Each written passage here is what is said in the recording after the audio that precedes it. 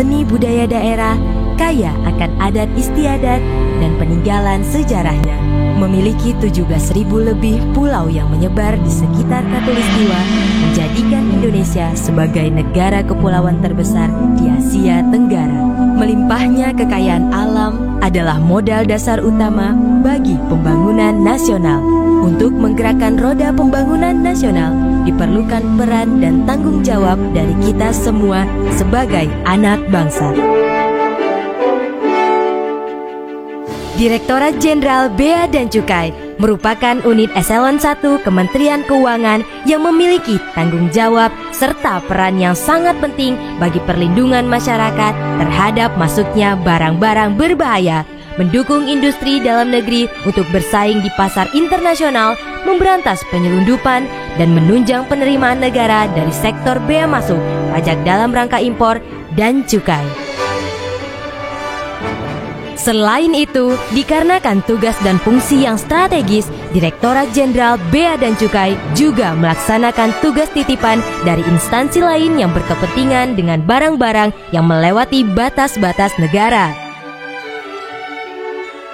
Bea Cukai hadir dengan visi menjadi institusi kepabeanan dan cukai terkemuka di dunia, serta didukung oleh 3 misi yang pasti, yaitu memfasilitasi perdagangan dan industri, menjaga perbatasan dan melindungi masyarakat Indonesia dari penyelundupan dan perdagangan ilegal, dan mengoptimalkan penerimaan negara di sektor kepabeanan dan cukai. Indonesia merupakan negara kepulauan terbesar di dunia, sehingga kantor bea cukai tersebar di seluruh penjuru Indonesia. Terdiri dari 11 direktorat dan sekretariat, 3 tenaga pengkaji, 3 kantor pelayanan utama, 20 kantor wilayah, 104 kantor pengawasan dan pelayanan, 4 pangkalan sarana operasi, dan 3 laboratorium.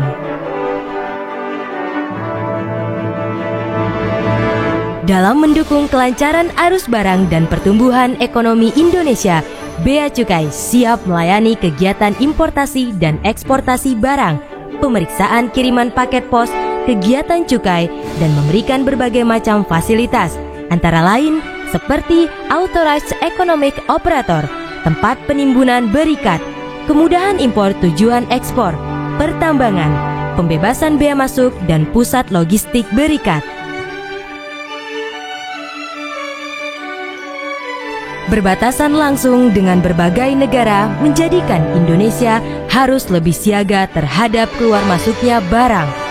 Bea Cukai siap menjaga dan mengawasi keluar masuknya barang bawaan pelintas batas, barang ilegal, dan barang berbahaya. Dengan perkembangan dunia yang sangat pesat dan lalu lintas antar negara yang masuk ke wilayah Indonesia, mendorong Bea Cukai hadir di setiap bandara internasional untuk semakin baik dalam memeriksa, mengawasi, dan melayani setiap arus lalu lintas barang yang masuk ke Indonesia.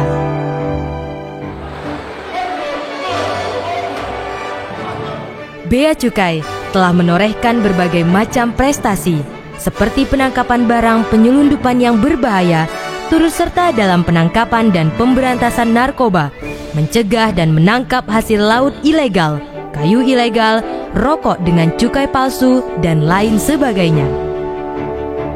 Selain itu, Bea Cukai juga mempunyai tugas yang sangat penting terhadap kegiatan cukai. Cukai adalah pungutan negara yang dikenakan terhadap barang-barang yang mempunyai sifat atau karakteristik tertentu. Barang terkena cukai antara lain adalah etil alkohol, minuman mengandung etil alkohol, dan hasil tembakau. Barang kena cukai adalah barang-barang yang mempunyai sifat atau karakteristik tertentu, yang konsumsinya perlu dikendalikan, peredarannya perlu diawasi, pemakaiannya dapat menimbulkan efek negatif bagi masyarakat atau lingkungan hidup, atau pemakaiannya perlu pembebanan pungutan negara demi keadilan dan keseimbangan.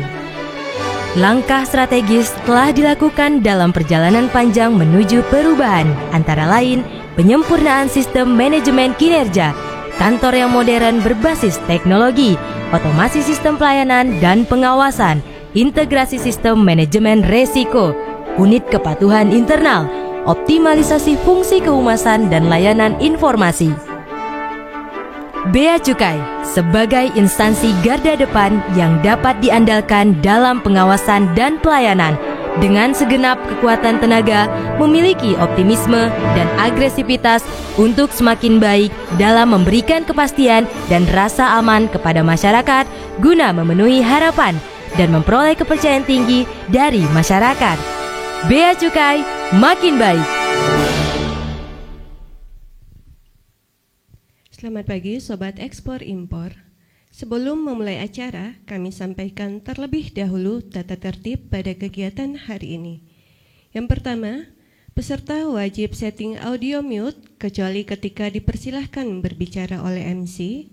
Yang kedua, jika tidak mengalami kendala, peserta diharapkan untuk dapat menghidupkan tampilan video selama acara berlangsung. Yang ketiga, peserta dapat mengajukan pertanyaan melalui Slido di linktree/humas.bc Sulbaktara atau melalui chat Zoom atau bertanya langsung melalui fitur raise hand pada Zoom meeting. Peserta juga dapat mengakses virtual background, presensi, dan kuesioner pada link tersebut. Yang keempat, panitia berhak memilih penanya yang akan dibacakan pertanyaannya atau penanya yang diberikan kesempatan untuk bertanya langsung pada Zoom meeting. Dan yang terakhir, peserta yang mengajukan pertanyaan secara langsung wajib menghidupkan video dan audio ketika dipersilahkan berbicara oleh moderator. Itulah tadi tata tertib acara kita pada hari ini, dan langsung saja kita mulai acara Kelas Ekspor Impor episode ke-13.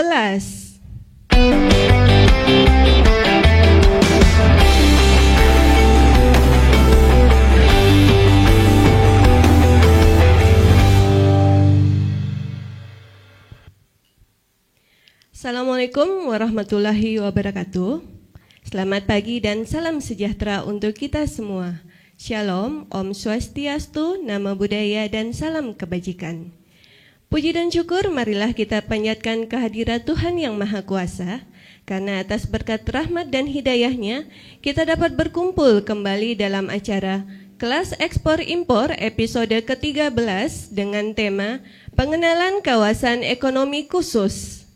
Bapak dan Ibu yang kami hormati, perkenankan saya Hijriah Patajenu, Ika, pegawai Kementerian Keuangan yang ditugaskan di Balai Diklat Keuangan Manado, yang akan memandu kegiatan sejak pagi ini sampai dengan selesai nanti. Sobat Eksim, Kelas Ekspor Impor merupakan wadah yang berfungsi sebagai tempat untuk mencetak para eksportir dan importir. Kegiatan ini juga dilaksanakan sebagai bentuk bukti nyata Kanwil Direktorat Jenderal Bea dan Cukai Sulawesi Bagian Utara dan Balai Diklat Keuangan Manado dalam memfasilitasi masyarakat yang tertarik pada bidang ekspor dan impor. Baik Sobat Eksim, agar kegiatan kita pada hari ini dapat berjalan dengan lancar, marilah kita berdoa menurut agama dan kepercayaan kita masing-masing. Berdoa dipersilahkan.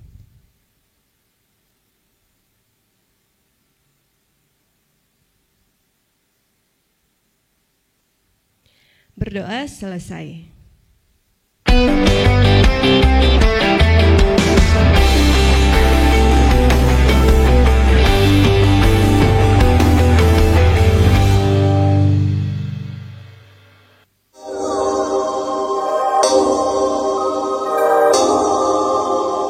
Republik Indonesia yang ditetapkan untuk menyelenggarakan fungsi perekonomian, memperoleh fasilitas dan kemudahan untuk memaksimalkan kegiatan yang memiliki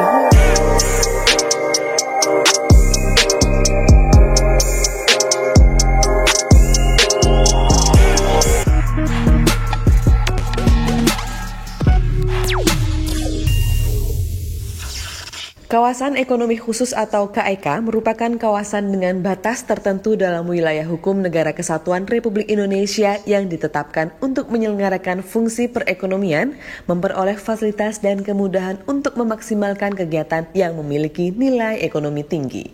Direktur Fasilitas Kepabeanan Untung Basuki dalam diskusi yang diselenggarakan oleh Sekretariat Jenderal Dewan Nasional Kawasan Ekonomi Khusus dalam rangka percepatan pengembangan KEK pada 26 Agustus 2022 menyampaikan materi tentang optimalisasi pemanfaatan fasilitas dan kemudahan kepabeanan dan cukai di KEK serta coaching klinik tentang pemanfaatan fasilitas dan kemudahan di bidang fiskal.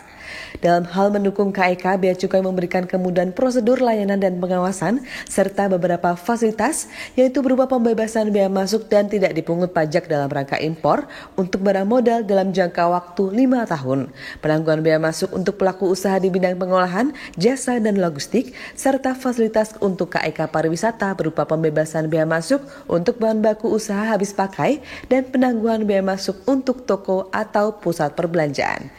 Intinya, ke depannya kami percaya bahwa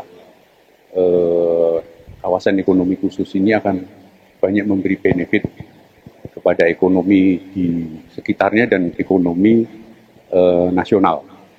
Dengan adanya fasilitas yang diberikan KEK diharapkan mampu meningkatkan investasi yang signifikan serta menambah lapangan pekerjaan sehingga memberikan dampak meningkatnya perekonomian. Dari Jakarta, Kanal BCTV mengabarkan. Baik Sobat Eksim, di video yang barusan kita saksikan bersama sudah dijelaskan secara singkat terkait kawasan ekonomi khusus. Biar lebih jelasnya, nanti kita akan bertanya langsung kepada narasumber ya. Apabila Sobat Eksim ingin bertanya langsung kepada narasumber, Sobat Eksim dapat mengajukan pertanyaan langsung, tapi terlebih dahulu mengajukan raise hand dulu ya.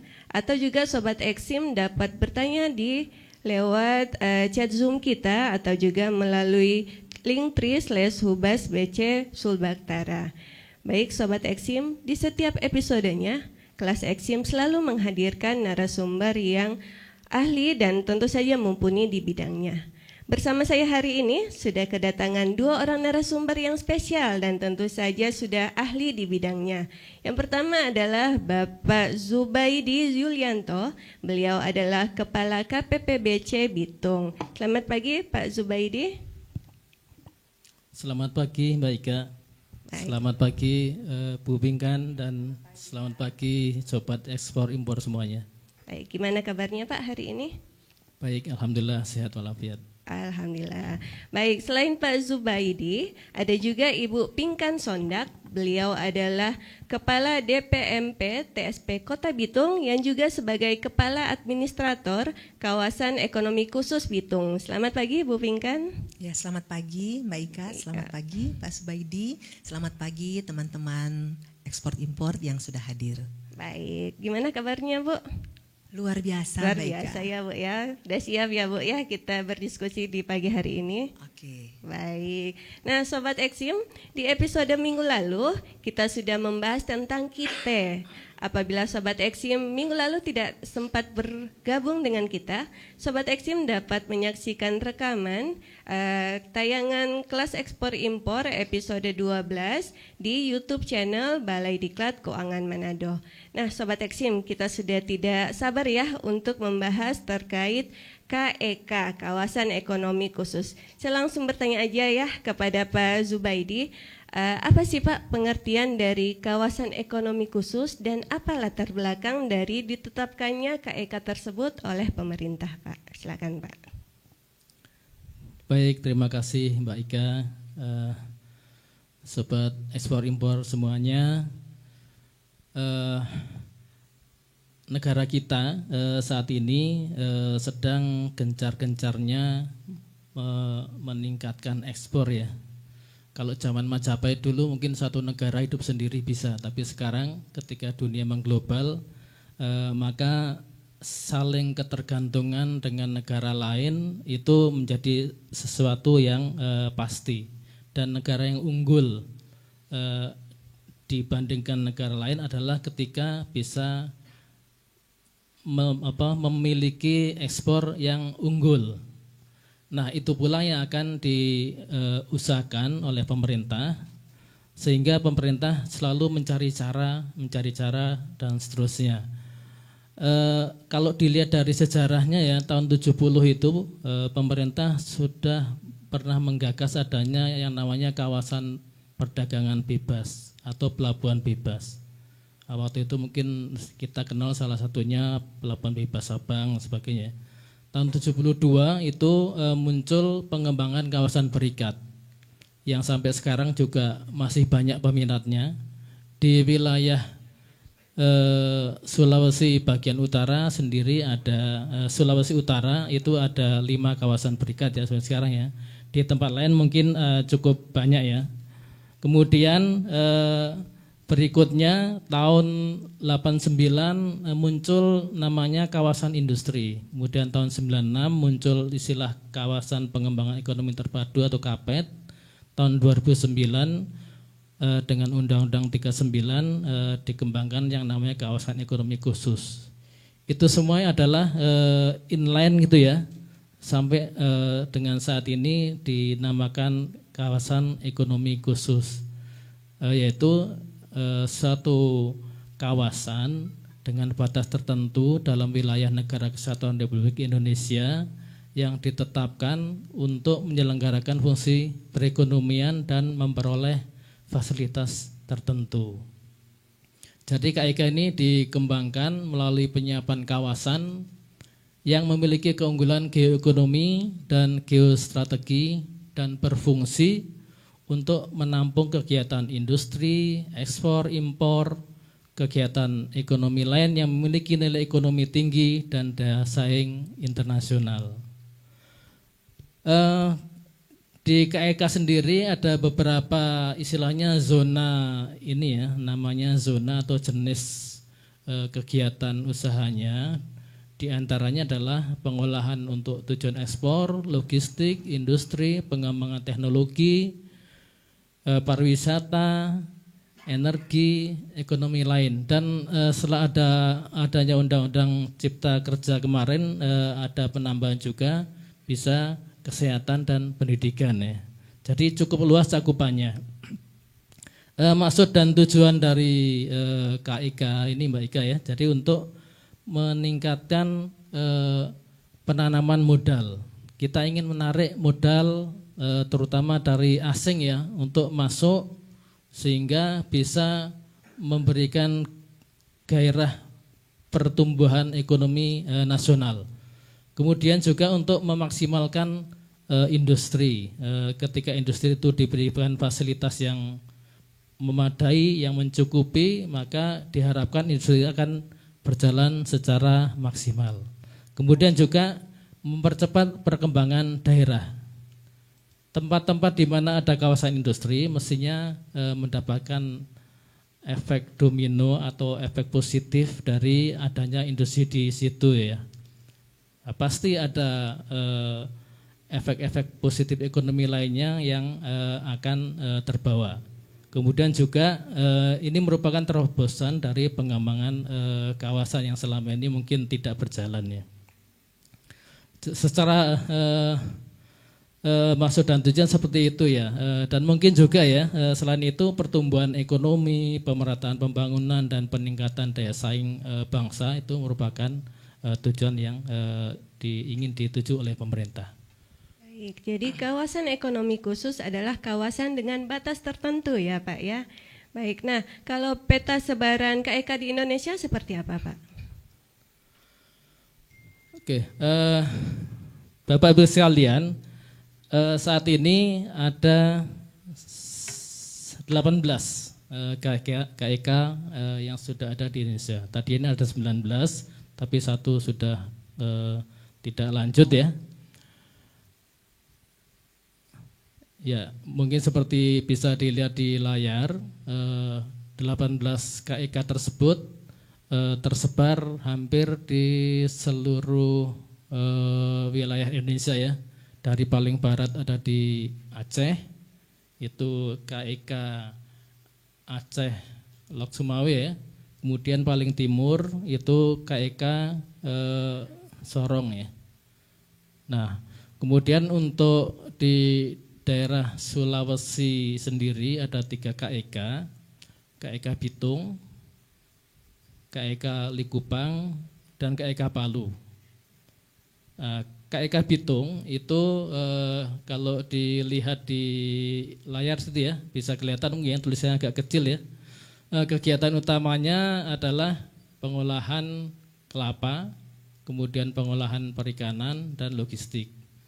Sedangkan KEK Likupang itu kegiatan utamanya pariwisata, KEK Palu kegiatan utamanya industri logam dasar dan logistik. Nah, KEK ini memang banyak berada di alur laut Kepulauan Indonesia ya, karena itu adalah jalur kapal asing yang boleh dilalui ketika melintasi Indonesia, sehingga diharapkan kalau ada kegiatan ekspor impor itu kapal-kapal itu ya memang sudah jalurnya di situ. Ya, jadi ini yang sekarang sudah ada. Info terbaru beberapa hari belakangan ini mungkin juga sering terdengar beritanya akan ada KEK kesehatan di Bali ya, itu merupakan KEK kesehatan pertama. Nah, yang 18 KEK ada sekarang ini 10 adalah KEK industri pengolahan, kemudian yang 8-nya adalah KEK pariwisata. Baik, di Sulawesi Utara ada 3 ya Pak ya, Likupang, Bitung, dan Palu. Nah, khusus yang Sulawesi Utara nanti kita akan bahas lebih lanjut lagi ya, mohon bersabar dulu ya Sobat Eksim. Baik, nah Pak, tadi kan sudah ada peta sebarannya, pengertiannya. Kalau fasilitas dan kemudahan yang diberikan di KEK, apa aja Pak? Silakan Pak. Oke, Sobat ekspor impor, hal yang paling menarik yang diharapkan bisa menarik para investor untuk menanamkan investasinya di KEK adalah fasilitasnya. Sudah suatu kelaziman bagi pemerintah ketika ingin menarik investor itu diberikan insentif, fasilitas dan sebagainya. Namun yang diberikan di KEK ini sungguh-sungguh luar biasa banyak sekali. Kita sering menyebutnya fasilitasnya ultimate gitu ya, di atas yang lain-lainnya. Fasilitas itu diantaranya adalah fasilitas perpajakan, kepabeanan dan cukai, ini sering disebut fasilitas fiskal. Kemudian fasilitas lalu lintas barang, kemudian fasilitas ketenagakerjaan, fasilitas keimigrasian, fasilitas pertanahan dan tata ruang, fasilitas perizinan berusaha, infrastruktur, kemudian ada penyesuaian daftar negatif investasi dan positive list, helpdesk dan KEK sebagai proyek strategis nasional.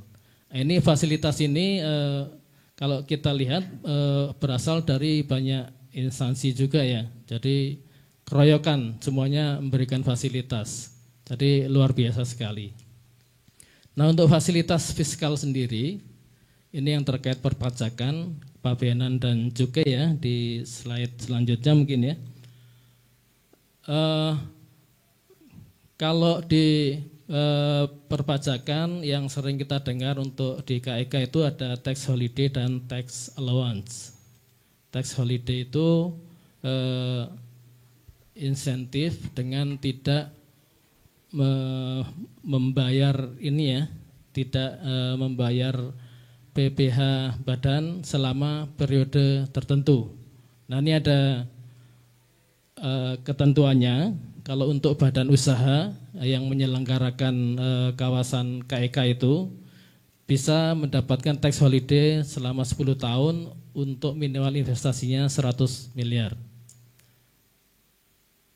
Kalau untuk pelaku usaha dengan kegiatan utama di KEK ya, kegiatan utama di sini yang dimaksud seperti yang saya sebutkan tadi. Kalau KEK Bitung contohnya kegiatan utamanya adalah pengolahan kelapa dan pengolahan perikanan ya. Jadi pelaku usaha jika dia ada di KEK Bitung dengan kegiatan utama pengolahan kelapa misalnya, maka bisa mendapatkan tax holiday antara 10 sampai 20 tahun dengan minimal investasi 100 miliar. 10 tahun untuk 100 miliar ya. Kalau dia di atas 500 miliar bisa dapat 15 tahun. Sedangkan di atas 1 triliun bisa mendapatkan 20 tahun.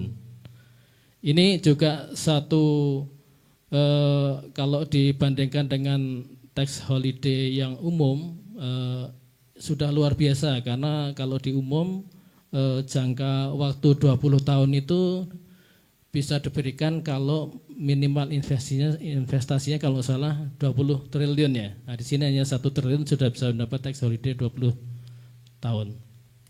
Kemudian kalau untuk kegiatan selain kegiatan utama itu bisa diberikan tax allowance.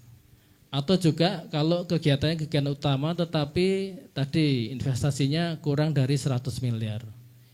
Itu bisa mendapatkan tax allowance. Tax allowance itu pengurangan penghasilan neto 30%, dibebankan selama 6 tahun. Kemudian penyusutan dan amortisasi yang dipercepat. Pengenaan PPh atas dividen kepada wajib pajak luar negeri sebesar 10% dan kompensasi kerugian yang lebih lama tetapi tidak lebih dari 10 tahun. Kemudian berikutnya untuk PPN dan PPNBM ya, pada intinya barang yang masuk ke kawasan ekonomi khusus ini tidak dipungut PPN dan PPNBM, baik itu dari dalam negeri maupun dari impor ya. Kalau untuk biaya masuk itu untuk barang modal dibebaskan, untuk bahan baku pada saat industri sudah berjalan, bahan baku atau barang keluaran supaya industrinya jalan itu diberikan penangguhan biaya masuk. Ya, jadi PPN, BBM tidak dipungut, PPh juga tidak dipungut, biaya masuk bebas atau penangguhan luar biasa ini. Lanjut slide berikutnya. Kemudian ada juga ini ya, fasilitas non fiskal ya, mengenai kemudahan kepemilikan asing 100%.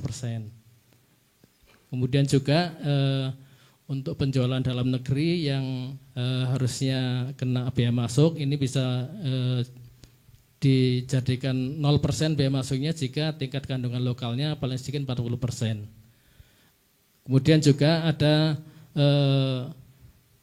pembatasan impor yang lebih fleksibel. Tidak semua aturan pembatasan impor diberlakukan di KEK.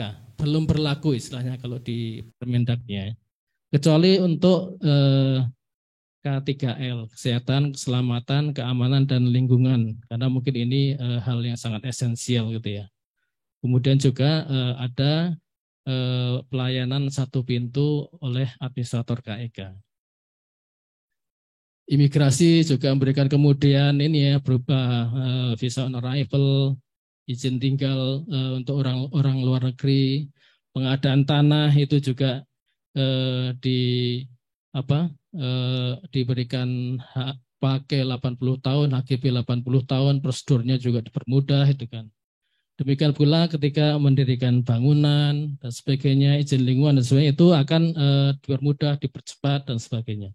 Tata ruang juga mengacu master plan KEK dan kewajiban Pemda untuk menyusun detail dari rencana detail tata ruang di sekitar KEK.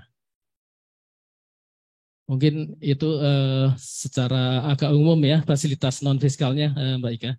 Baik, begitu banyak ya Pak ya fasilitas yang dijanjikan akan diberikan kepada investor di KEK. Iya, banyak sekali. Banyak sekali ya Pak ya. Baik, selanjutnya Pak, seperti apa Pak pengawasan lalu lintas barang di KEK itu sendiri Pak? Oke, baik. Sobat ekspor impor ya. KEK suatu kawasan khusus yang memiliki fasilitas yang sangat banyak. Di antaranya tadi fasilitas fiskal ya. Jadi barang-barang yang ada di dalam KEK itu barang yang memiliki ada penangguhan biaya masuk, misalnya pajak tidak dipungut dan sebagainya. Sehingga ini perlu satu pengawasan gitu ya. Kalau kita lihat dalam skema yang ada di layar ya, barang masuk ke KEK itu ada dua. Ini yang bagian atas itu anggap saja luar daerah pabean atau luar negeri, yang bagian bawah itu dalam negeri ya.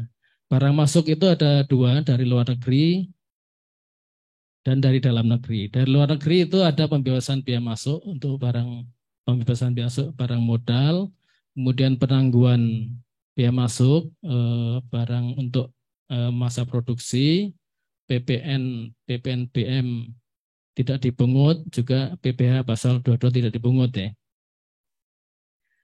Nah, tentu ini akan memberikan kemudahan pengelolaan finansial keuangan dari perusahaan ya. Kemudian kalau dari dalam negeri juga tidak dipungut PPNBM. Jadi beli barang dari dalam negeri tidak dipungut PPNBM. Kemudian ada pembebasan cukai sesuai peraturan perundangan di bidang cukai. Nah, intinya dua itu yang masuk ke KEK barangnya. Sedangkan pengeluarannya yang utama sekali diharapkan dari KEK, terutama KEK industri ya, itu adalah ekspor. Seperti di panah yang kuning itu ya. Jadi diharapkan KEK ini sebagaimana tujuan pemerintah menjadi pendorong meningkatnya ekspor nasional. Untuk ekspor dari KEK ini berlaku ketentuan kepabeanan tidak dipungut atas jenis barang yang terkena BK ya. Jadi hanya sedikit yang kena BK, kalau tidak masuk di situ tidak ada pungutan. Termasuk PPN.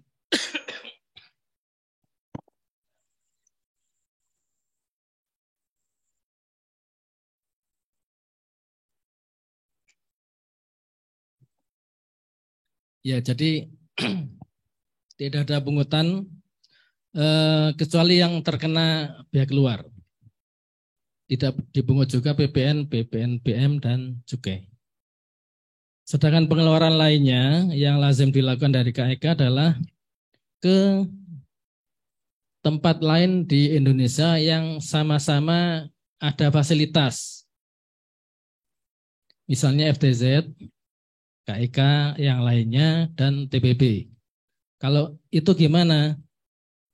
Maka mengikuti fasilitas yang berlaku di tempat tujuan pengeluaran barang. Kalau tujuannya ke FTZ ya lihat di FTZ ada fasilitas apa? Pembebasan BM, PPN, PPNBM, dan cukai. Maka barang yang ke sana ikut seperti itu ininya. Ke KEK bagaimana? Sama-sama KEK berarti ya sama fasilitasnya. Kemudian kalau ke TPP gimana? Kalau di TPP ada penangguhan BM, pembebasan cukai dan tidak dipungut PDRI, maka barang yang ke sana mendapat fasilitas yang sama seperti itu. Nah, satu lagi, ini juga mungkin diharapkan sih tidak banyak-banyak ya. Dijual lokal, istilahnya ke dalam negeri gitu ya.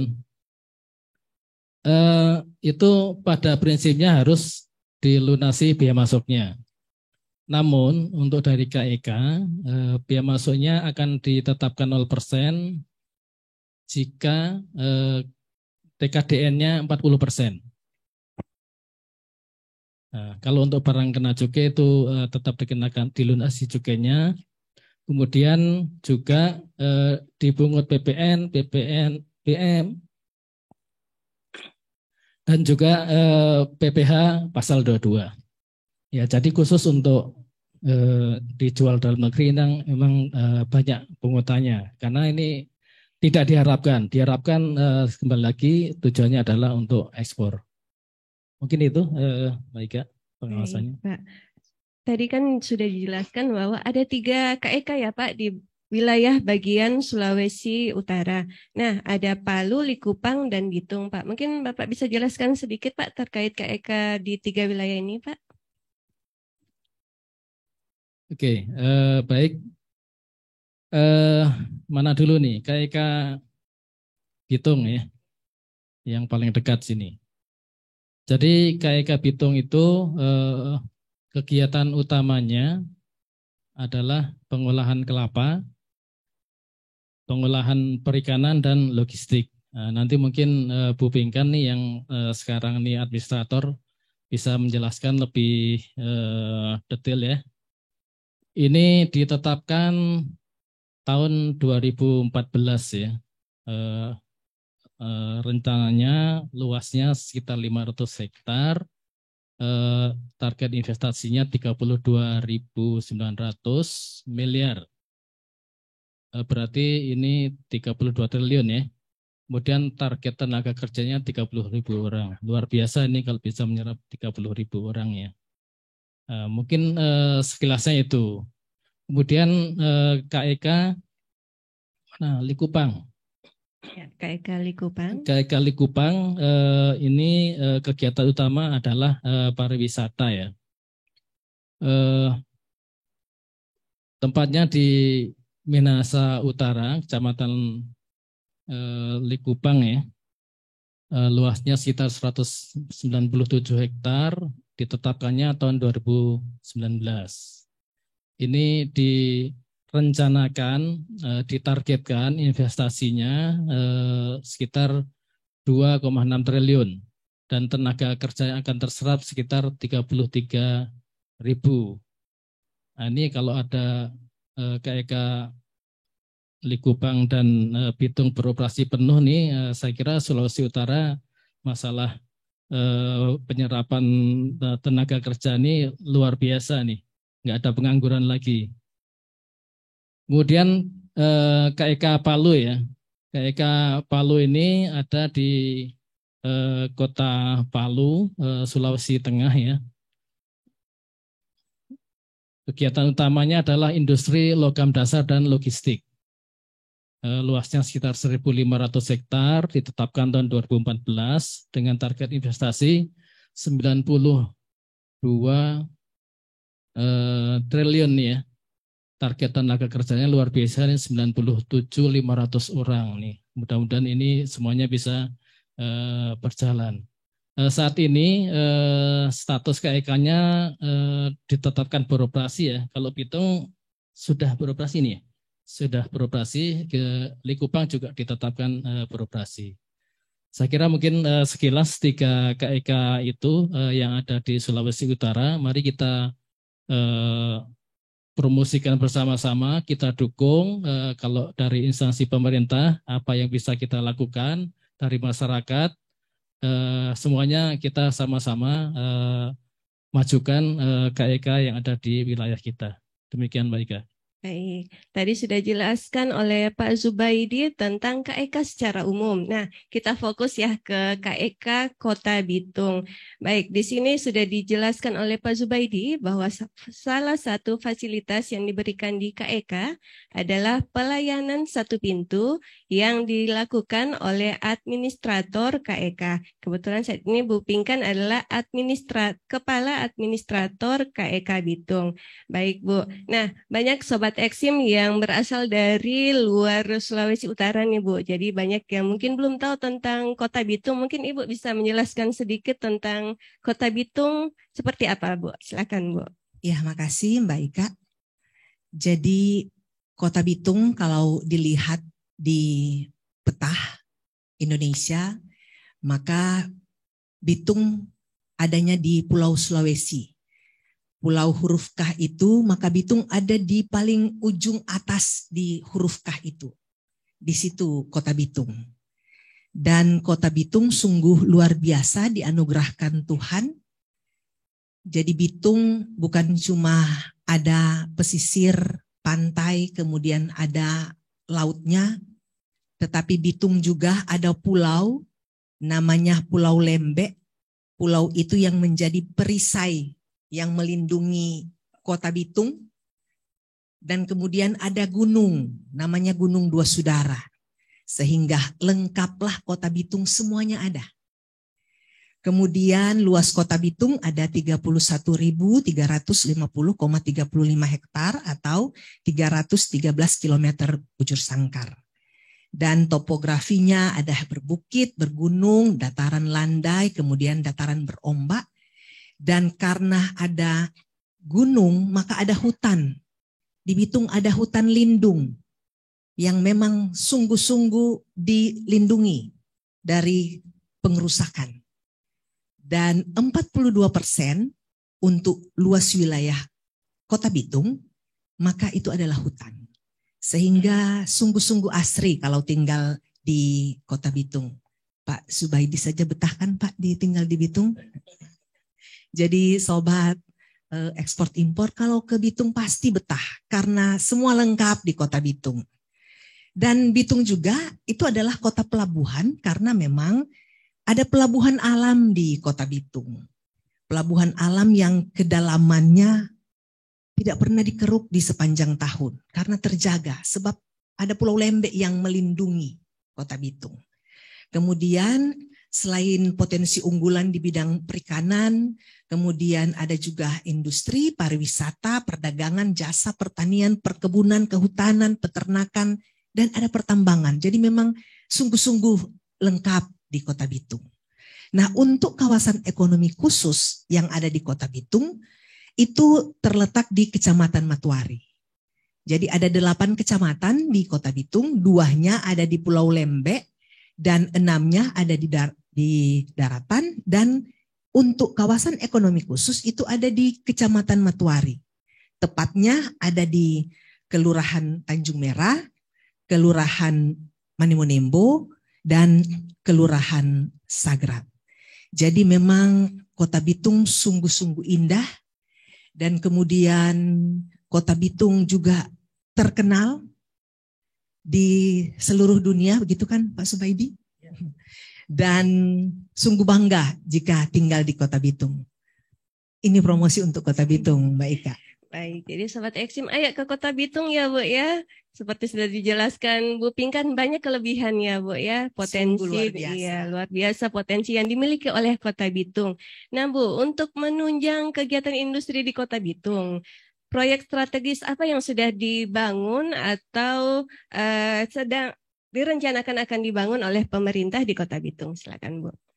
Ya, untuk Kota Bitung ada beberapa proyek strategis nasional, di antaranya Kota Bitung yang memang dianugerahi Tuhan sehingga memiliki pelabuhan alam yang kemudian ditetapkan menjadi pelabuhan internasional atau international port, yang kemudian semakin berkembang sehingga saat ini untuk kapasitas terpasang sudah mencapai 500.000 teus dan akan dikembangkan menjadi 1.500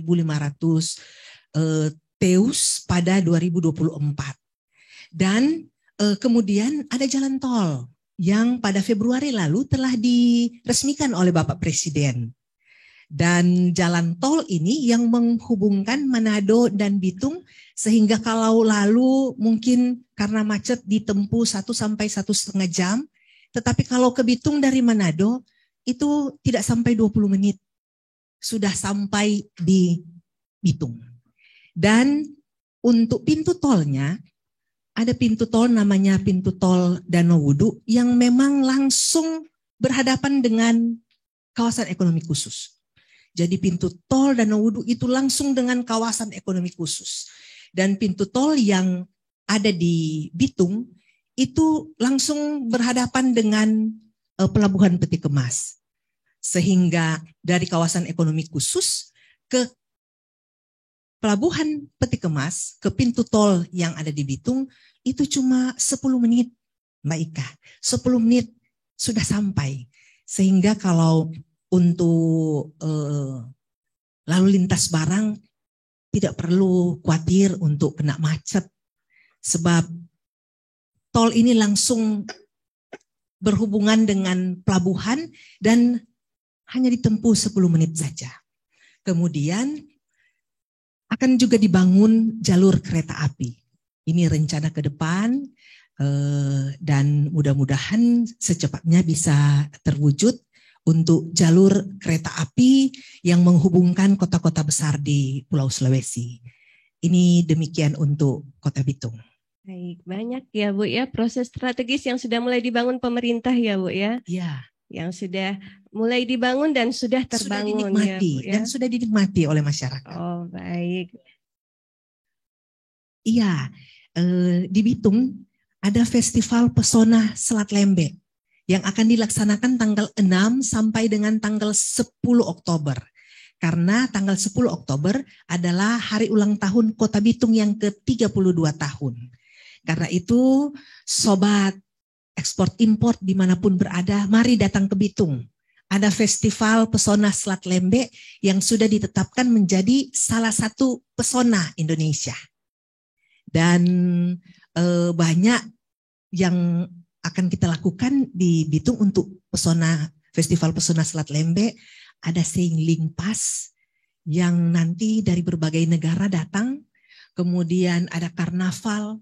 Kemudian masih banyak lagi. Dari tanggal 6 sampai tanggal 10 kita memberikan yang terbaik untuk semua masyarakat di Kota Bitung, di Sulawesi Utara, di Indonesia, maupun yang akan datang berkunjung dari tanggal 6 sampai tanggal 10 Oktober. Tanggal 6 sampai 10 Oktober ya Bu. Ya, mari kita ke Kota Bitung. Nah Bu, sebelum kita membahas lebih jauh terkait kawasan ekonomi khusus Bitung, saya ingin bertanya terkait apa sih Bu, sebelum kita lebih jauh lagi, tugas dan fungsi Ibu dalam hal ini administrator KEK Bitung Bu. Iya. Jadi kami sebelum ditetapkan sebagai administrator KEK, kami juga adalah sebagai Dinas Penanaman Modal dan Pelayanan Terpadu Satu Pintu. Dan kantor kami memang ada di kawasan ekonomi khusus. Jadi kami berkantor di situ dan kemudian di situ juga sudah ada mall pelayanan publik yang seperti dijelaskan oleh Pak Subaida tadi, semua sudah ada di mall pelayanan publik. Jadi masyarakat yang akan nanti berkunjung ke administrator KEK atau ke mall pelayanan publik atau kantor DPMP-TSP, maka semua dilayani di situ. Semua sudah dilayani di situ karena semua instansi sudah berkantor di situ. Ada utusan-utusan termasuk Bea dan Cukai juga berkantor di kami, ada petugas yang berkantor di kami. Dan untuk tugas dan kewenangan administrator kawasan ekonomi khusus sesuai dengan peraturan pemerintah nomor 40 tahun 2021 tentang penyelenggaraan kawasan ekonomi khusus. Jadi yang pertama, kami menyelenggarakan perizinan berusaha dan perizinan lainnya yang dibutuhkan oleh badan usaha dan pelaku usaha. Dan untuk penyelenggaraan perizinan berusaha, sekarang ini sudah melalui namanya OSS RBA atau Online Single Submission Risk Based Approach atau perizinan berusaha berbasis risiko. Yang kalau lalu itu memerlukan waktu mungkin sampai berhari-hari, berminggu-minggu atau berbulan-bulan. Tetapi ketika sudah dilayani dengan OSS RBA, dengan sistem ini, maka sangat-sangat mudah. Kemudian tidak membutuhkan waktu yang lama, karena sudah melalui sistem. Dan kemudian juga tugas kami adalah menyelenggarakan non-perizinan yang dibutuhkan oleh badan usaha dan pelaku usaha, seperti fasilitas-fasilitas lainnya. Dan kemudian menyelenggarakan pengendalian dan pengawasan untuk operasional di kawasan ekonomi khusus.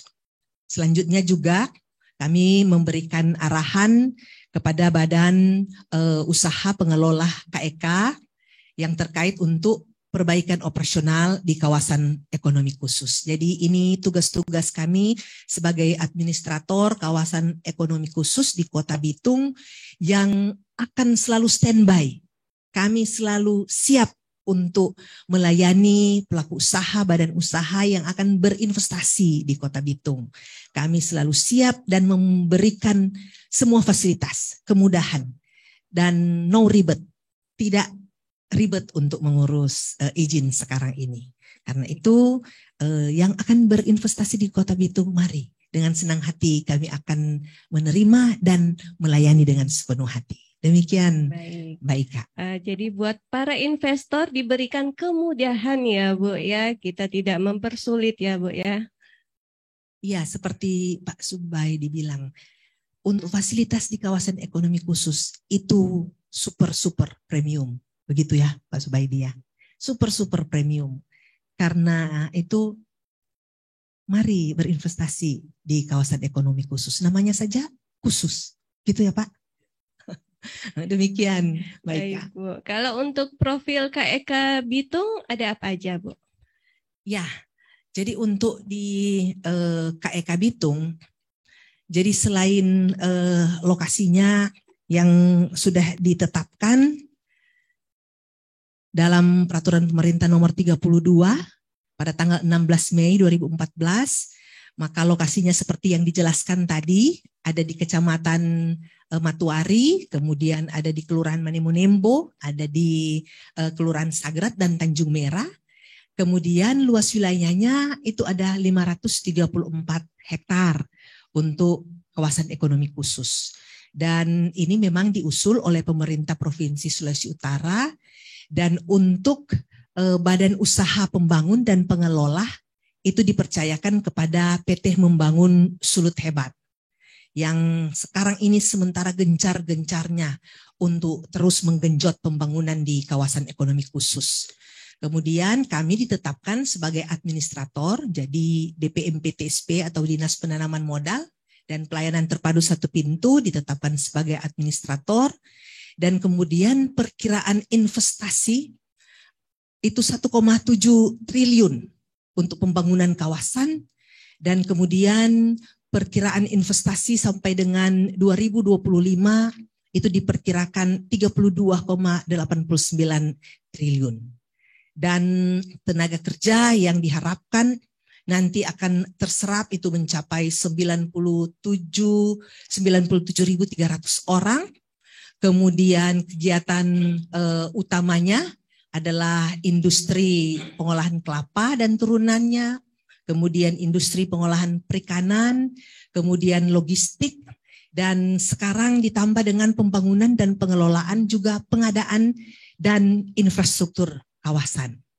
Kemudian di kawasan ekonomi khusus sementara dan sudah sementara dibangun itu untuk infrastrukturnya, itu ada listrik di sana, kemudian ada instalasi dan jaringan air bersih, ada jalan kawasan, ada sistem air limbah, kemudian drainase kawasan, telekomunikasi dan pintu gerbang. Dan pada waktu Februari yang lalu, Mbak Ika, ketika Menteri PU berkunjung ke kawasan ekonomi khusus, beliau kemudian berjanji untuk membangun kawasan ekonomi khusus ini dengan infrastruktur yang dibutuhkan. Dan kemudian di kawasan juga dilengkapi dengan fasilitas persampahan yang terus disiapkan. Kemudian ada kantor administrator yang ketika keluar dari pintu jalan tol itu di depannya itu sudah kantor administratornya. Kemudian fasilitas keamanan juga terus dijaga. Jadi ada Satpol PP yang bertugas yang kemudian berkeliling di kawasan setiap hari karena mereka standby di sana. Dan kemudian kami telah dilimpahkan kewenangan untuk mengurus berbagai perizinan dan kemudahan, baik dengan Perwako, kemudian Pergub, kemudian dengan Permendak. Dan kemudian ada sistem pelayanan kawasan sebab sudah ada estate regulation di dalamnya, kemudian ada business plan, dan kemudian ada master plan. Dan pada 1 April 2019 telah diresmikan oleh Bapak Presiden RI, dan sampai saat ini maka sudah ada 8 tenan. Jadi ada 8 pelaku usaha yang sudah bergabung menjadi tenan, dan ada 3 lagi dalam persiapan, dan kemudian ada beberapa yang sudah datang untuk bertanya-tanya gimana caranya untuk menjadi tenan di kawasan ekonomi khusus. Demikian Mbak Ika. Itu kan Bu tadi disebutkan tentang kegiatan utama. Nah, mungkin Sobat Eksim penasaran nih Bu, apa saja sih Bu turunan kegiatan utama dalam KEK Bitung? Ya, jadi selain 5 kegiatan utama yang ada di kawasan ekonomi khusus, kemudian untuk turunan kegiatan utama pertama yaitu industri pengolahan perikanan, ada banyak turunan kegiatannya di kawasan ekonomi khusus. Jadi ada 29 diantaranya adalah industri untuk penggaraman, pengeringan ikan, kemudian ada pengasapan, kemudian ada pembekuan ikan, kemudian ada fermentasi, selanjutnya ada yang untuk pendinginan, ada pengolahan, pengawetan untuk ikan, dan masih banyak lagi, 29 turunan, sampai dengan kemudian ada industri kosmetik untuk manusia, termasuk ada dalamnya pasta gigi. Jadi ini bisa dilakukan di kawasan ekonomi khusus. Dan kemudian untuk turunan selanjutnya, untuk kelapa juga ada kopra, kemudian ada minyak kelapa, ada minyak goreng, ada industri pelet, dan industri serat sabut kelapa dan lain-lain. Selainnya untuk logistik, itu ada pergudangan dan penyimpanan, kemudian ada cold storage, selanjutnya ada aktivitas untuk pelayanan kepelabuhanan laut, dan kemudian ada penanganan kargo. Selanjutnya untuk pembangunan dan pengelolaan, kemudian penyediaan infrastruktur di kawasan, sampai kemudian dengan real estate yang dimiliki sendiri atau disewa. Ini yang bisa dilakukan di kawasan ekonomi khusus. Jadi banyak yang ditawarkan untuk kegiatan utama maupun kegiatan turunan untuk semua yang mau berinvestasi di kawasan ekonomi khusus Kota Bitung. Itu banyak ya Bu ya, Banyak turunan dari sekali. kegiatan utama dalam KEK Bitung. Nah Bu, untuk memajukan investasi di KEK Bitung, insentif apa yang sudah diberikan oleh pemerintah Bu? Ya, untuk di Kota Bitung ada Perda nomor 11. Ada peraturan daerah nomor 11 tahun 2019 yang kemudian memberikan insentif ini untuk yang Kota Bitung siapkan. Ya, selain yang tadi telah dijelaskan oleh Pak Subaidi tentang fasilitas perpajakan, bea cukai dan lain-lain. Nah, untuk yang disiapkan oleh pemerintah Kota Bitung ada ditetapkan peraturan daerah nomor 11 tahun 2019 yang memberikan insentif berupa pengurangan pajak daerah dan retribusi daerah sampai dengan 50%. Seperti misalnya pajak bumi dan bangunan itu sampai 50% diberikan insentif. Dan kemudian retribusi daerah lainnya. Dan malahan sementara kami perjuangkan supaya bisa ditambah lagi untuk kemudahan ini. Bukan cuma 50%. Kalau bisa lebih, ini sementara kami diskusikan, kami godok bersama. Ini yang diberikan oleh pemerintah Kota Bitung. Baik, ada insentif yang diberikan oleh pemerintah Kota Bitung ya Bu ya? Iya, selain kemudahan-kemudahan yang tadi telah dijelaskan oleh Pak Subaidi. Ya, banyak kemudahan yang membuat kita berharap makin banyak investor ya Bu ya yang datang ke Kota Bitung. Iya, sangat berharap. Nah Bu, sampai dengan saat ini seperti apa Bu tingkat investasi di Kota Bitung Bu? Ya, untuk saat ini jadi investasi yang rencananya yang kita berharap untuk investasi 32,89 triliun yang sudah ada di saat ini untuk sampai dengan triwulan 2 atau semester 1 di tahun 2022 sudah ada 1,7 triliun. Jadi sudah ada 1,7 triliun untuk tenan-tenan yang telah kerjasama dengan kawasan ekonomi khusus sudah menjadi tenan dan sekitar 5,28%. Dan diharapkan itu nanti akan di tahun 2025 itu akan meningkat. Karena itu kami sungguh sangat berharap banyak pelaku usaha yang akan datang berinvestasi supaya di 2025 kita bisa capai yang direncanakan untuk tahun 2025. Jadi ini gambaran untuk investasi yang ada di kawasan ekonomi khusus.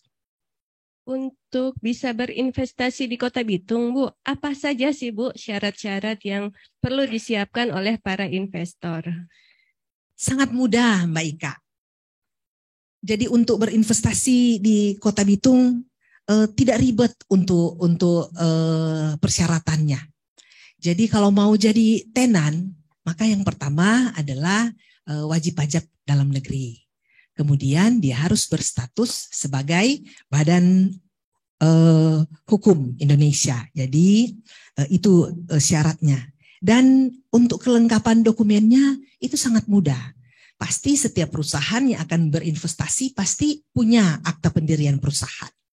Dan kemudian pasti juga sudah harus disahkan oleh Menteri Hukum dan HAM.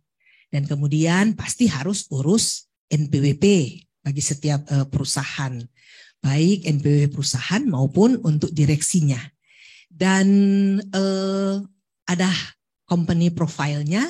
Jadi ketika 4 ini saja sudah dimiliki, maka kami bisa proses untuk menjadi tenan.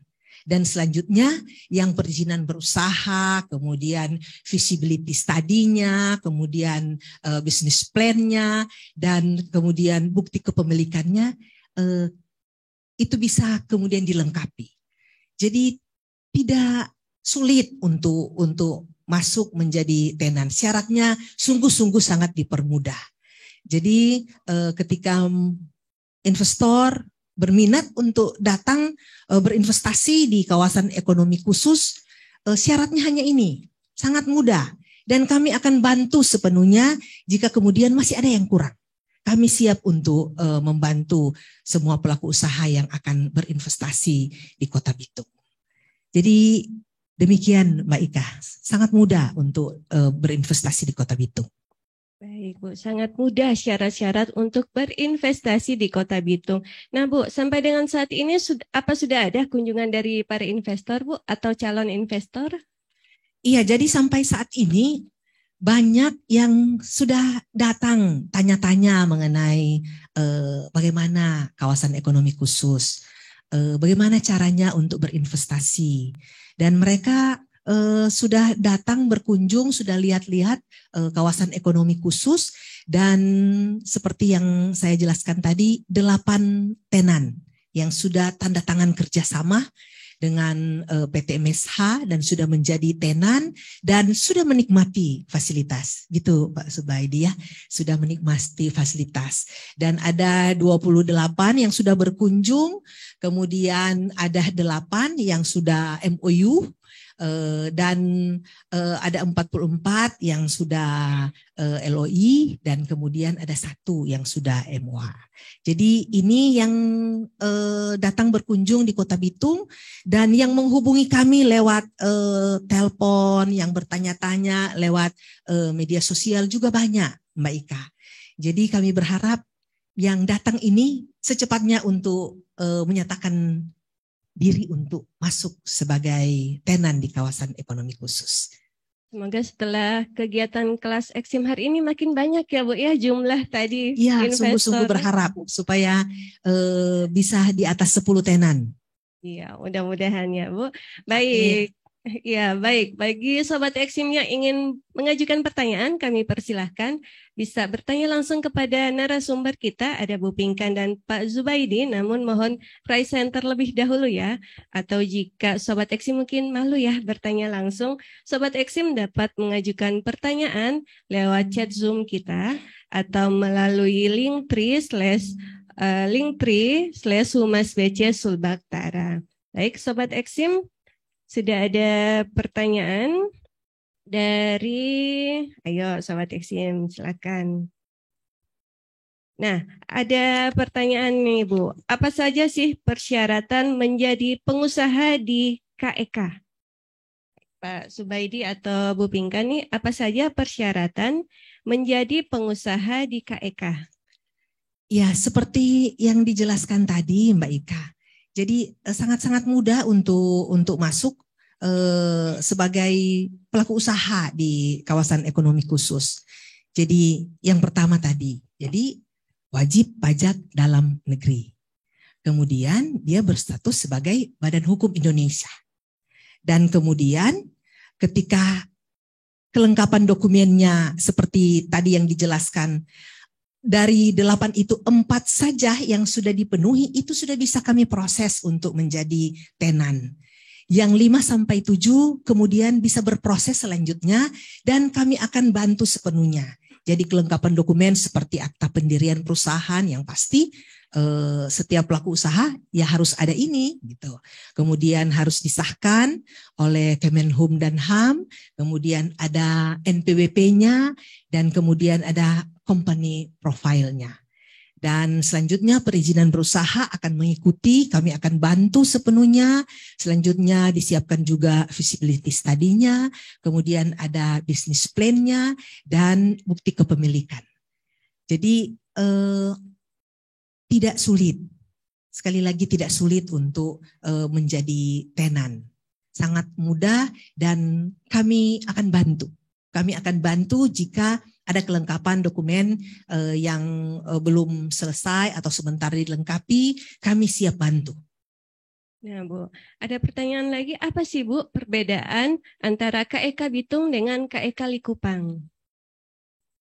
Mungkin Bu saya jelaskan KEK Bitung ya, nanti boleh. Mungkin Pak Subaidi yang jelaskan. Boleh, silakan. Jadi kawasan ekonomi khusus untuk Bitung itu adalah kawasan untuk industri. Jadi core bisnisnya seperti yang dijelaskan tadi, kalau dulu ada 4, tetapi sekarang berkembang menjadi 5, diantaranya adalah industri kelapa dan turunannya, kemudian industri perikanan dan turunannya, kemudian ada logistik, kemudian ada infrastruktur dan pembangunan.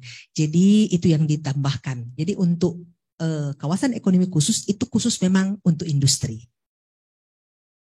Selanjutnya KEK Likupang, silakan ya? Pak Zubaidi.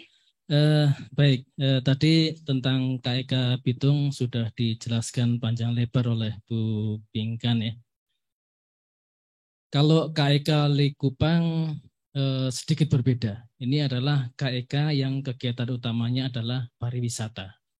Ya, jadi yang ingin dicapai di sini adalah investor-investor yang akan membangun sarana-sarana wisata sehingga nanti banyak turis yang datang ke tempat tersebut.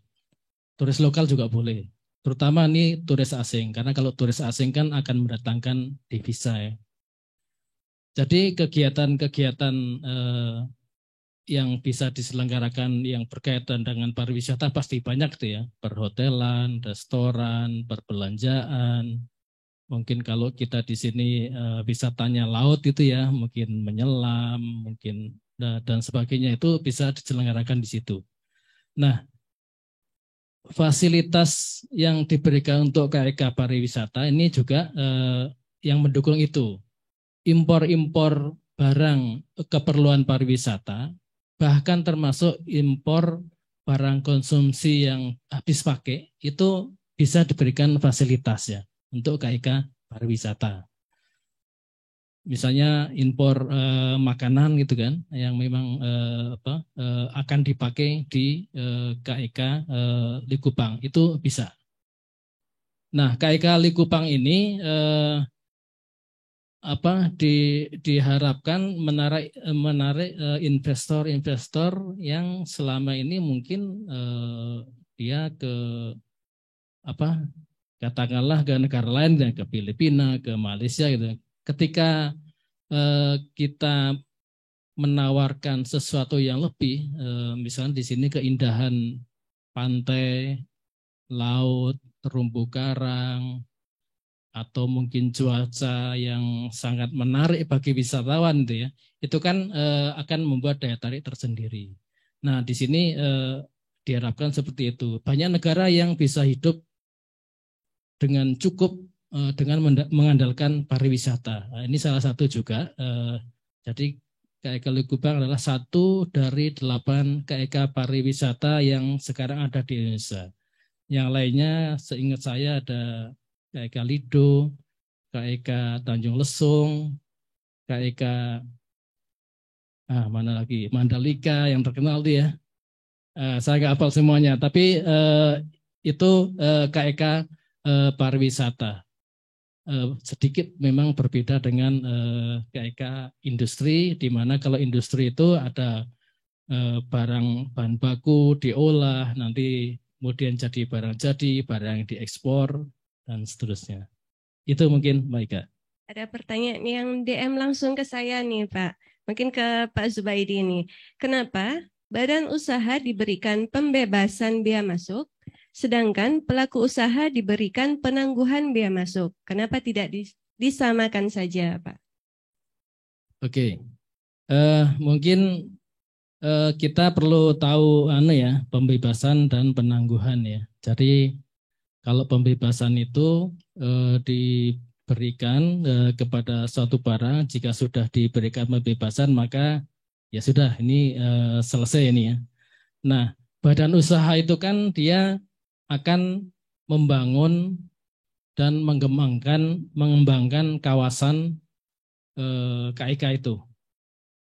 Nah, dia tidak istilahnya tidak akan memproduksi, tidak akan melakukan pengolahan apa-apa ya, tapi dia keperluannya adalah membangun sarana prasarana yang nanti akan dipakai oleh para pelaku usaha. Nah, untuk melakukan pembangunan ini, maka barangnya kan nanti akan udah berhenti di situ ya. Kalau dia dilakukan penangguhan, ini masih secara administratif masih ditunggu terus nih kapan selesainya nih. Padahal barangnya sudah tidak akan bergerak di situ, barangnya sudah selesai mandek di situ. Nah, kalau untuk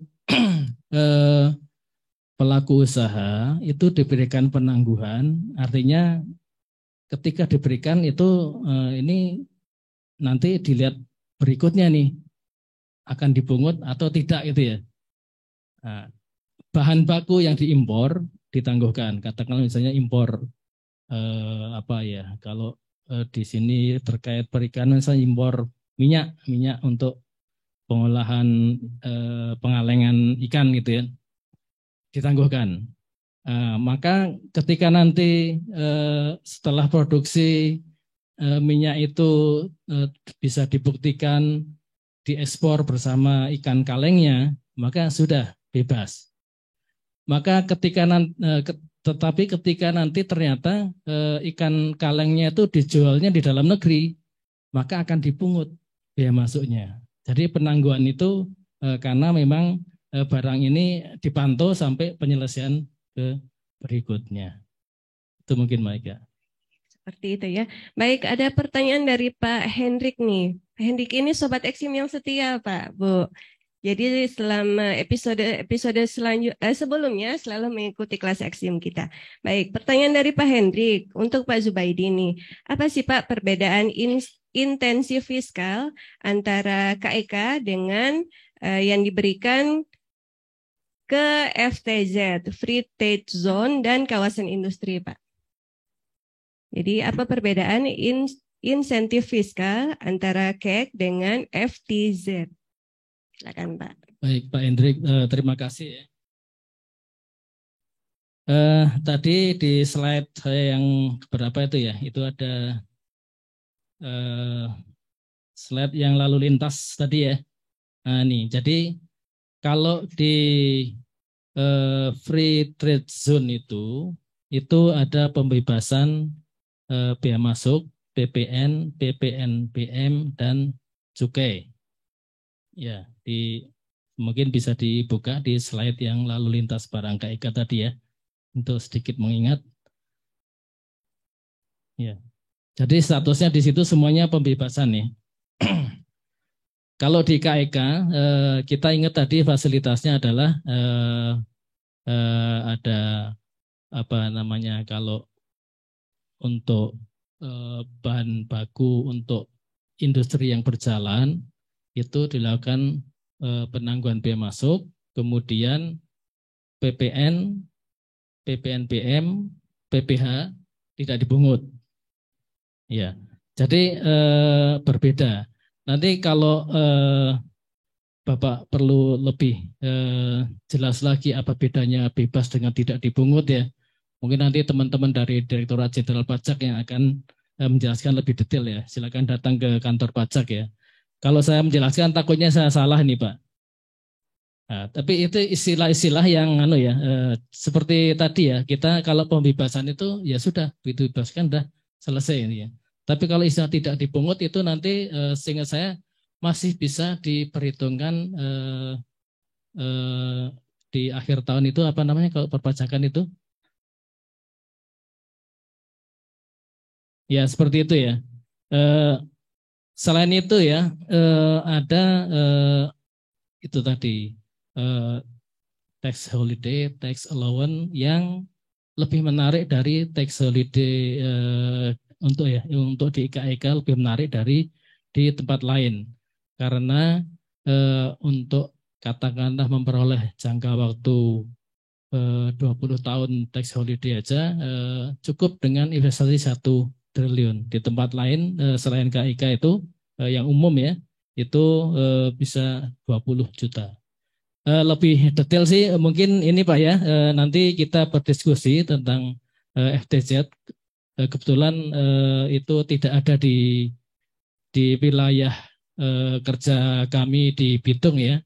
Jadi mungkin kami tidak sering membahas ini.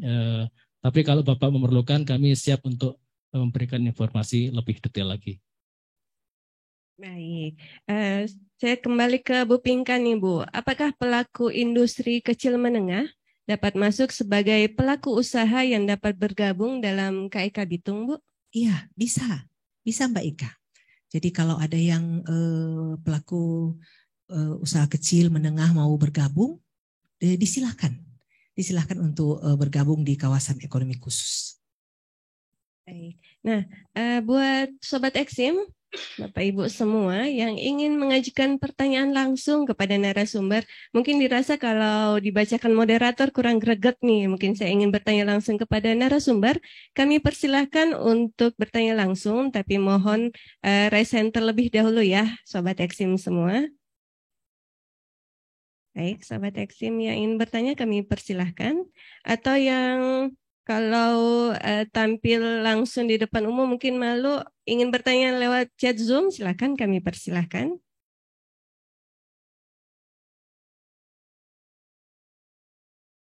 Ya, begitu banyak kemudahan yang ditawarkan oleh pemerintah terkait KIK Bitung ini ya Bu Pinkan ya. Iya. Iya. Ayo Sobat Eksim yang ingin bertanya kami persilahkan. Mungkin terkait tax holiday dan tax allowance. Maaf, siapakah itu? Ya, baik. Kami akan menampilkan terlebih dahulu sedikit video ya buat Sobat Eksim semua. Mari kita saksikan bersama-sama.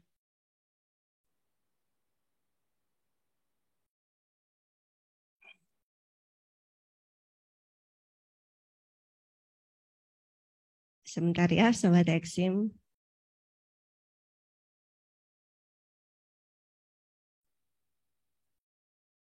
Sebelum kita ke video, mungkin Pak terkait tax holiday dan tax allowance begitu, sudah mulai diberlakukan ya Pak ya? Sudah memang ditetapkan oleh pemerintah ya? Sudah. Ya. Jadi ini sudah berlaku, sudah bisa dimanfaatkan baik oleh badan usaha maupun pelaku usaha atau para tenan. Baik, mari kita saksikan video berikut ini. Indonesia terkenal kaya akan keindahan alamnya. Hal tersebut membuat beberapa daerah di Indonesia dijadikan untuk destinasi wisata khusus guna menunjang aktivitas ekonomi. Dan guna meningkatkan perkembangan ekonomi khususnya dari sektor pariwisata dan ekonomi kreatif, pemerintah melakukan terobosan dengan membangun kawasan ekonomi khusus pariwisata dan ekonomi kreatif di berbagai wilayah di Indonesia.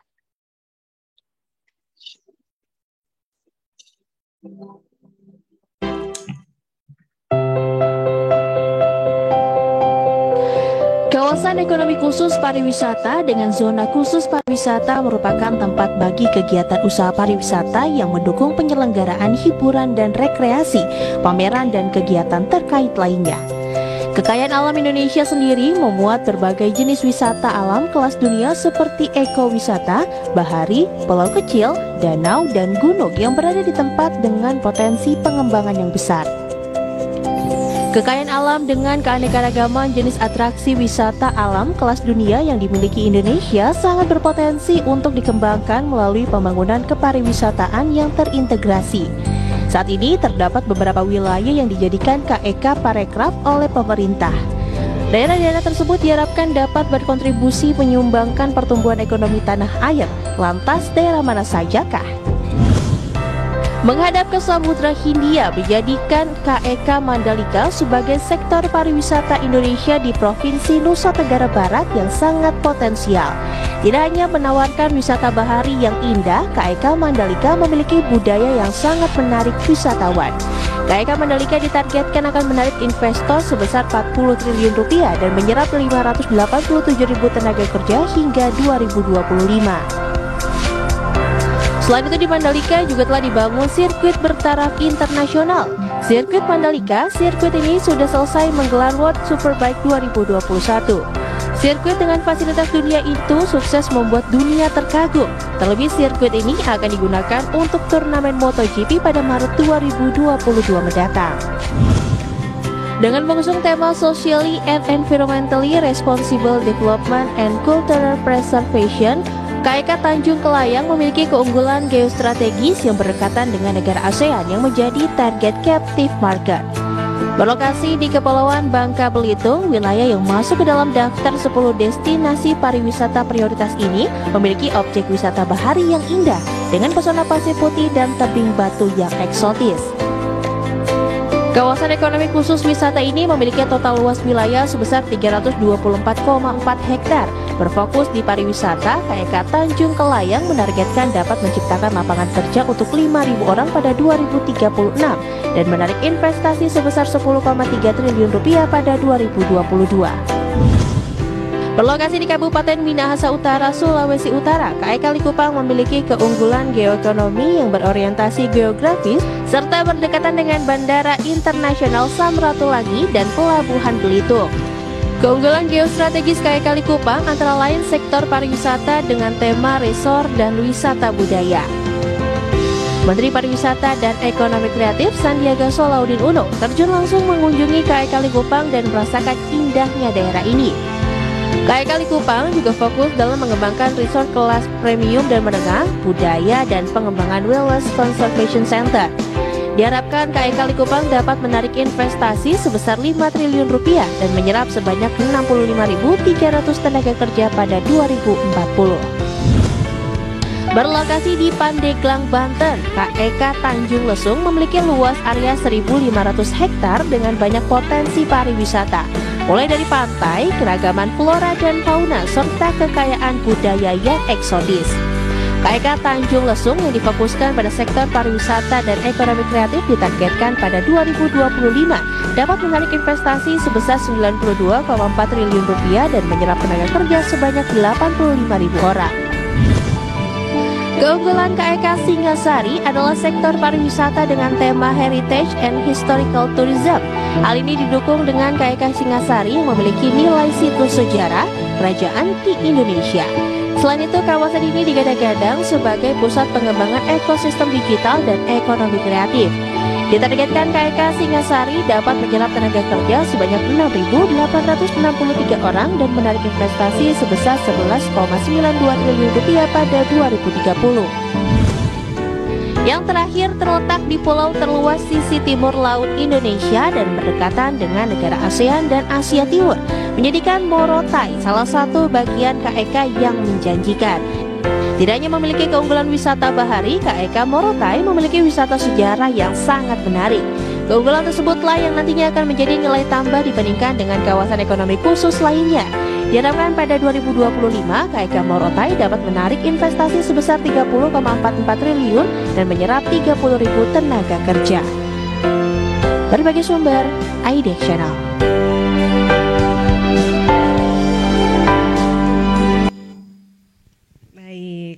begitu indah ya wilayah Indonesia kita. Baik, kepada Bu Pinkan nih Bu, Ibu sebagai administrator KEK Bitung. Saya ingin tahu Bu, daftar perusahaan apa saja sih yang sudah terdata dalam SINSW untuk profiling perusahaan? Ya, jadi untuk kawasan ekonomi khusus sekarang ini yang sudah masuk di sistem Indonesia National Single Window itu ada 8 perusahaan yang sudah menjadi tenan. Jadi ada 8 perusahaan yang sudah tanda tangan kerjasama dan sudah menjadi tenan. Kemudian ada beberapa yang sudah menikmati fasilitas kemudahan. Di antaranya ada PT Futai Sulawesi Utara. Jadi ini PT Futai sebagai tenan pertama di kawasan ekonomi khusus yang bergerak di pengolahan biji plastik dan kertas. Kemudian ada PT Awilton Niur Internasional, dia bergerak di gula kelapa. Kemudian ada PT Marina Nusantara Selaras, ada PT Multi Duta Cipta, ada PT Palma Mariano Nusantara, kemudian PT Ulam Laut Nusantara, kemudian ada PT Samudra Ulam Nusantara dan PT Anping Seafood Indonesia. Ini bergerak di perikanan. Kemudian ada 3 yang sekarang sementara dijajaki. Jadi mereka sebagai calon tenan.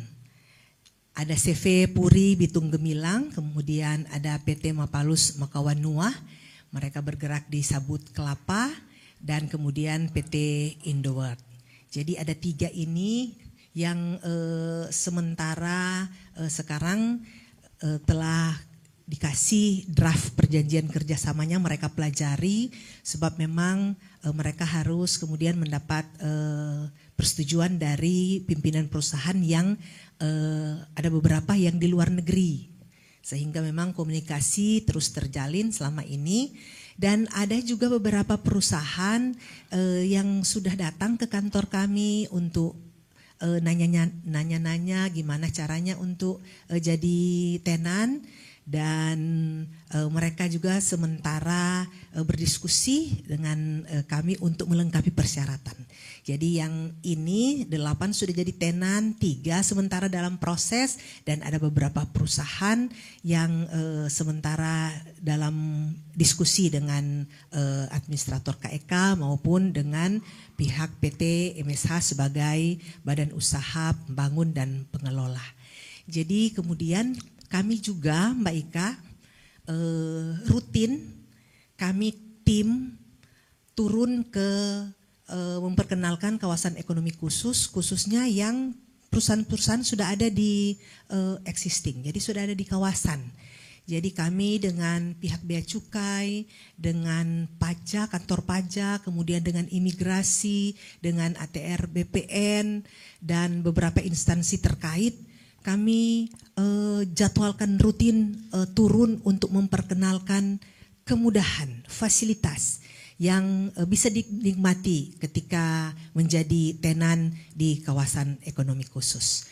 Jadi demikian Mbak Ika yang telah ada sebagai tenan dan yang sementara kami lakukan untuk mereka supaya bisa berinvestasi di kawasan ekonomi khusus Kota Bitung. Baik, semoga yang 3 calon tenan itu dapat segera menjadi tenan ya Bu ya. Amin. Iya, dan semoga calon-calon tenan juga dapat bertambah.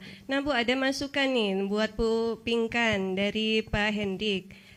Kunci sukses dari sebuah KEK, mengambil contoh sukses yaitu di Cina Bu, adalah pelaku UKM yang memiliki pasar atau buyer, khususnya pasar di luar negeri atau ekspor. Untuk itu perlu ada strategi dukungan pendanaan oleh perbankan lokal, misalnya Bank Sulut Go, Bu.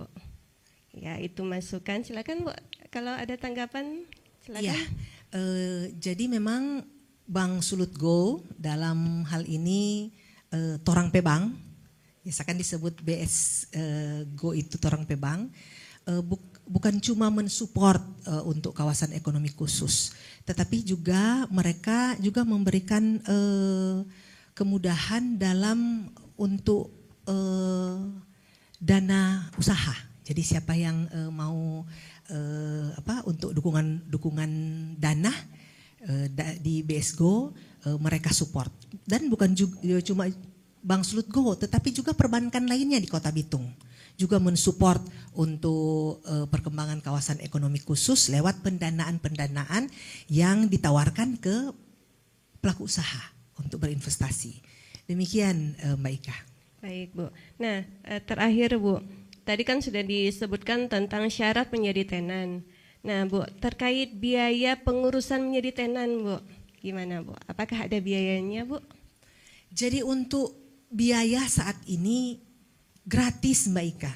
Yang mau masuk sebagai tenan itu tidak dipungut biaya apapun. Silakan berinvestasi di kawasan ekonomi khusus. Silakan jalannya dulu usahanya. Kami berikan fasilitasnya. Dan untuk masuk tidak dipungut biaya apapun. Kami membantu sepenuhnya untuk proses perizinannya. Karena memang proses perizinannya tidak dipungut biaya. Tetapi mungkin kelengkapan dokumennya yang harus disiapkan oleh pelaku usaha. Jadi tidak ada biaya ya Sobat Eksim, sekali lagi tidak ada biaya. Ya, kita memudahkan ya, tidak mempersulit para calon investor. Nah, sebelum kita tutup mungkin ada closing statement dari Pak Zubaidi terlebih dahulu, silakan Pak. Bapak Ibu Sobat Eksim ya, KEK ini barang bagus sekali. Barang bagus ini artinya kalau kita manfaatkan sebaik-baiknya pasti hasilnya akan bagus. Juga barang bagus ini mari kita kelola dengan baik. Kalau kita tidak bisa kelola dengan baik, ya mungkin barang ini jadi tidak berguna itu kan. Jadi mari kita semua instansi pemerintah kita saling mendukung untuk membuat KEK ini, khususnya kalau di sini KEK Bitung, KEK Likupang, KEK Palu ya bisa berjalan. Kemudian juga pihak swasta, mari kita diskusi kalau ada yang masih mengganjal, masih belum jelas, tanyakan sampai jelas. Diskusikan bagaimana solusinya sehingga sampai mudah-mudahan semuanya akan tertarik berinvestasi di KEK tersebut.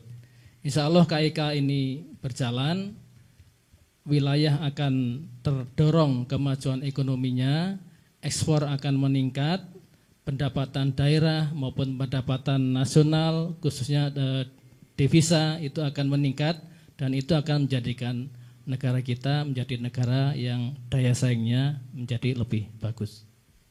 Baik, terima kasih buat Pak Zubaidi. Selanjutnya Bu Pinkan ya Bu, silakan memberikan closing statement untuk para Sobat Eksim semua Bu. Ya, kawasan ekonomi khusus telah ditetapkan oleh pemerintah. Dan sungguh sangat sayang jika dilewatkan atau diabaikan. Khususnya untuk para investor, pelaku usaha. Mari datang berinvestasi di kawasan ekonomi khusus Kota Bitung. Sangat-sangat mudah persyaratannya. Kemudian tidak dipungut biaya. Karena itu mari datang ke kawasan ekonomi khusus. Kami sebagai administrator KEK siap membantu. Dengan senang hati kami akan melayani para pelaku usaha, para investor yang nanti akan berkunjung ke kawasan ekonomi khusus Kota Bitung. Dan kalau ada yang masih belum jelas, masih ingin bertanya, sesudah ini dapat menghubungi kami lewat chat WA ataupun di media sosial untuk kawasan ekonomi khusus administrator KEK Bitung. Demikian Mbak Ika. Baik, terima kasih buat Bu Pinkan dan Pak Zubaidi. Baik, nah kami seperti sudah disebutkan oleh kedua narasumber terkait KEK dan semua layanan kami no korupsi, no gratifikasi karena seluruh instansi di lingkungan Kementerian Keuangan selalu menjunjung tinggi nilai-nilai Kemenkeu yaitu integritas, profesionalisme, sinergi, pelayanan, dan kesempurnaan. Baik Sobat Eksim, tidak terasa ya 90 menit sudah kita lewati bersama.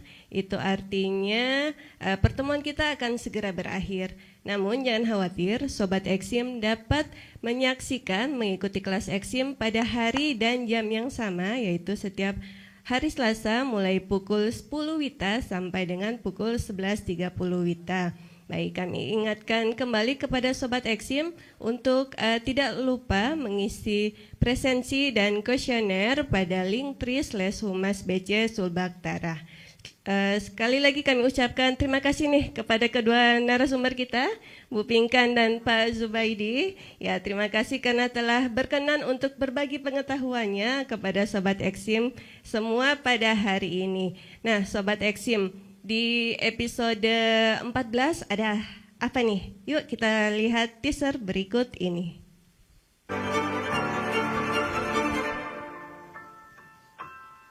Sahabat BC tahu nggak? Bea Cukai di seluruh Indonesia telah melaksanakan operasi pengawasan secara serentak, yaitu gempur rokok ilegal yang udah dilakukan setiap tahunnya sejak 2017 dan terbukti efektif untuk menekan angka peredaran rokok ilegal. Loh, kenapa sih pemerintah begitu serius terhadap peredaran rokok ilegal? Apakah peredaran rokok ilegal begitu merugikan? Yuk kita bercerita.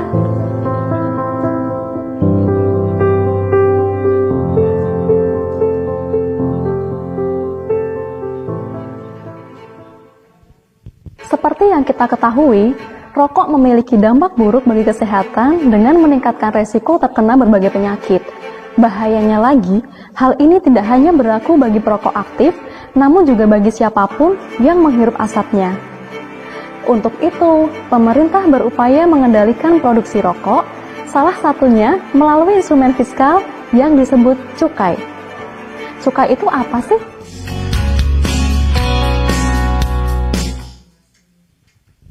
Cukai itu apa sih? Nah, Sobat Eksim, yuk kita ikuti kelas Eksim di episode berikutnya ya, di Selasa minggu depan, mulai pukul 10 sampai dengan 11.30. Nah, Sobat Eksim, sebelum kita akhiri pertemuan kita hari ini, kami mohon kepada Sobat Eksim semua untuk menyalakan videonya, karena kita akan berfoto bersama seluruh peserta dan narasumber kita. Kami minta untuk menyalakan videonya, kita akan berfoto bersama narasumber, silakan. Baik, senyum ya Bapak Ibu ya. Kita hitung ya, layar 1. Sebentar.